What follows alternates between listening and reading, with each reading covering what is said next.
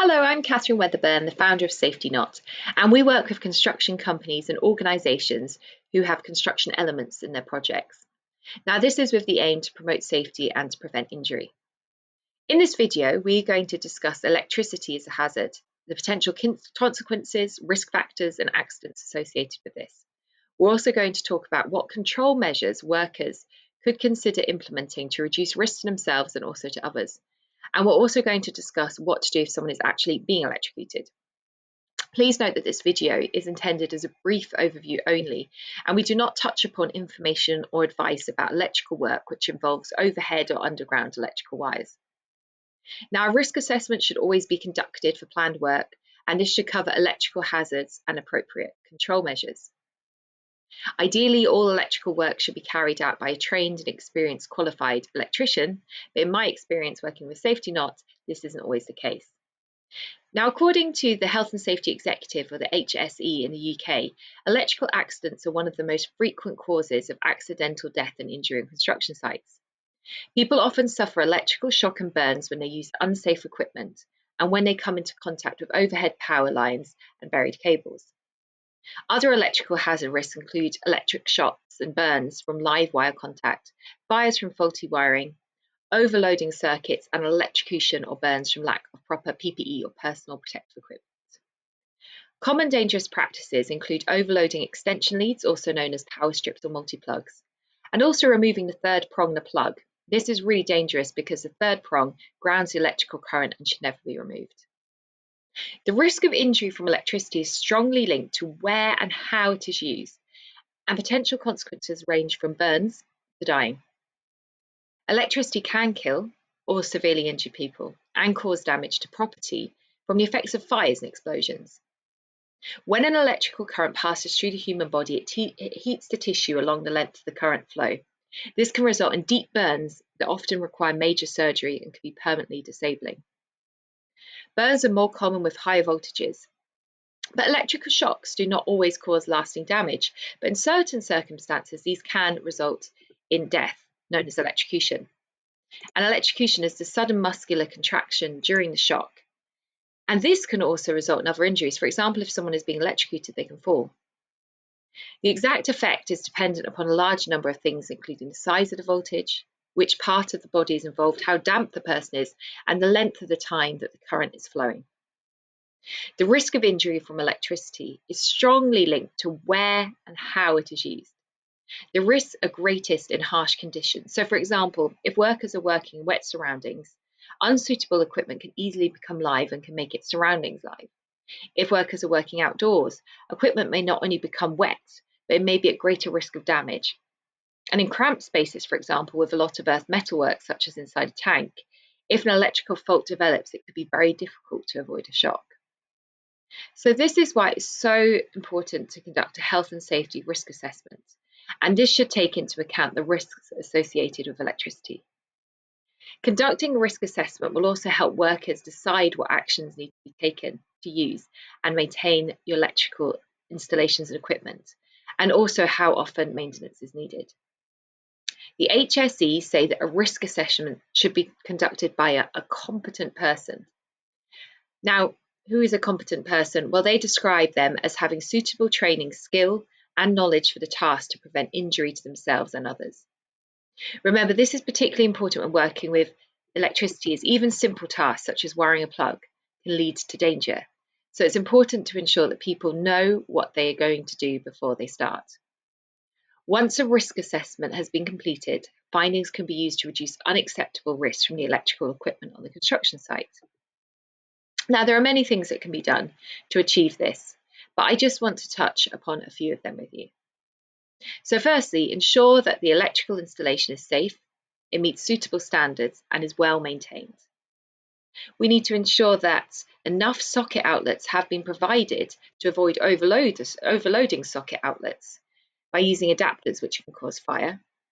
We should be providing safety devices. We should be reducing the voltage, and actually this is one of the best ways of reducing the risk of injury when using electrical equipment. Always limit the supply voltage to the lowest needed to get the job done. Preventative maintenance should be conducted on all electrical equipment, including portable equipment and installations.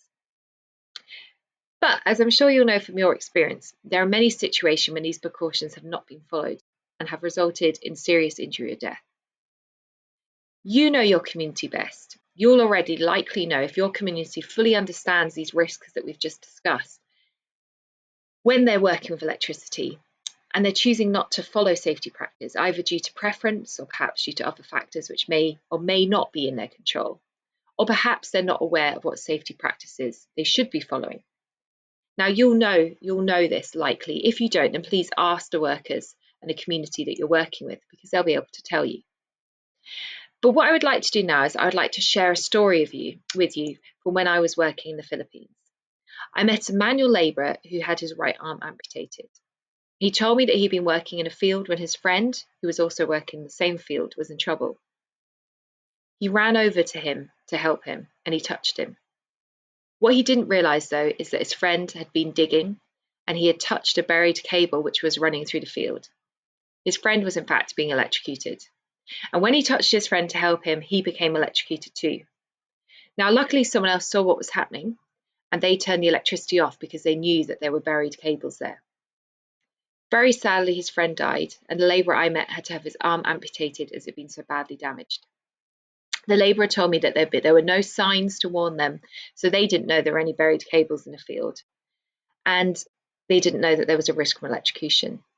He also told me that now he only has one arm. He could no longer work as a labourer and was struggling financially, as it was just himself and his elderly mother living together. As this incident demonstrates, due to a lack of signage, it resulted in 2 workers being unaware of buried cables and the risk of electrocution. As such, they did not have the opportunity to decide whether they wanted to implement any safety measures. In addition, the worker told me that he had acted on impulse to help his friend, and that he didn't know that he could be electrocuted by touching someone who was being electrocuted. So this also highlights a lack of understanding on his behalf about the risks of electricity and how electrocution actually occurs. So I think that this incident demonstrates that electricity can not only be a risk to the person who's working with it, or in this case, accidentally touching it, but also to others around them. And this is why it's always good practice to inform others around you where it's safe to work. This could be using signs such as danger notices to indicate where there are live electrical circuits. And this could inform everyone on site where it's safe and also not safe to work. Or where possible, when working with electricity, it can be a good idea to have someone else there with you. This is because if one person can double check that all the required precautions when working electricity have been followed. It also means that if the worker were to get electrocuted or injured, that they can turn off the electricity and seek help. But what if we can't turn the electricity off? There may be situations where it's not possible to do this. So what should be done? Well, firstly, the electrical current that is electrocuting the person needs to be broken. But we need to remember that the person helping can also be injured, and they can be electrocuted too. So there's a potential risk to themselves, and they need to take control measures to make sure that they do not get electrocuted too. To do this, they could stand on something that does not conduct electricity. So this needs to be something that's dry and insulating. So this could be materials such as rubber, wood, or brick. And if possible, they should wear rubber-soled shoes and rubber gloves. To move the person who's being electrocuted, something that does not conduct electricity, so that means that the electricity cannot flow through, needs to be used.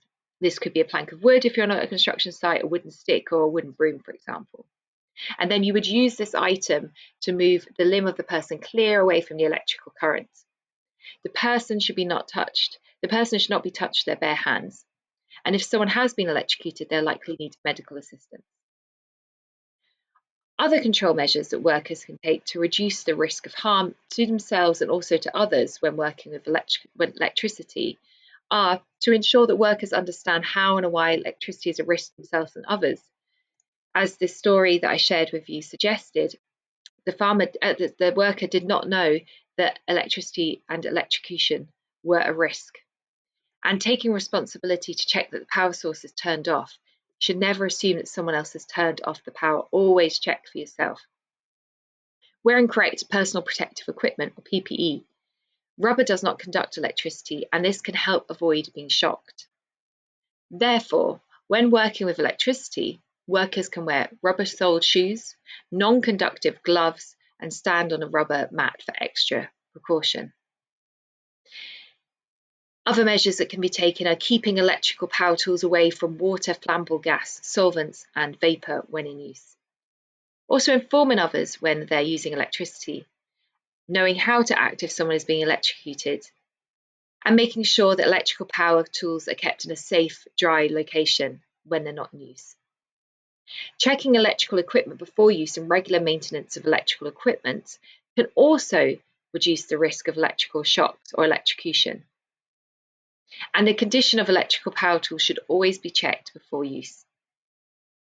When using electrical power tools, though, if there are small electrical shocks or sparking or heating coming from the electrical outlets, or reoccurring circuit shortages that happen, which results in the power tools cutting out, these are signs that the tools need to be replaced or repaired.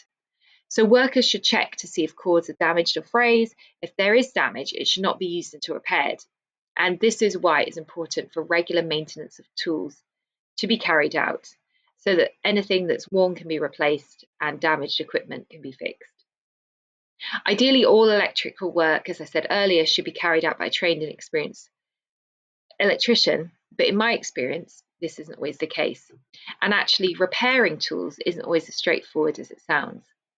I've visited sites where I've been told by workers that if they do identify damage to an electrical tool which needs to be repaired, they're either told to continue to use it as it is or to fix it themselves. Or if they do want to wait, there'll be a delay to get a replacement. So if they don't want to use it in the condition it's in, then they'll have to not have any paid work until the replacement arrives, which isn't always a very attractive offer to a construction worker who's likely been paid a daily wage. So this can leave the worker in a quandary about what to do. Now, again, you know your community best, you know the context that you're working in, but just bear in mind that there's a whole myriad of factors or considerations as to workers maybe seemingly choosing to use unsafe electrical tools. Now, as we discussed earlier, electricity is a hazard and it can cause electrocution, but there is also a risk that poor electrical installations, faulty electrical applications, and dangerous practices can cause fires. These fires can burn and injure people and can cause damage to construction site and property. Now, this is especially the case if the site is untidy and debris on it is flammable, because the fire can just rip through, which is why it's so important to remove debris and not block entrances or exits. Now, I do hope that this video has been helpful to raise some awareness about electricity as a hazard, some of the risk factors associated accidents, and what control measures can be implemented to reduce the risk of injury.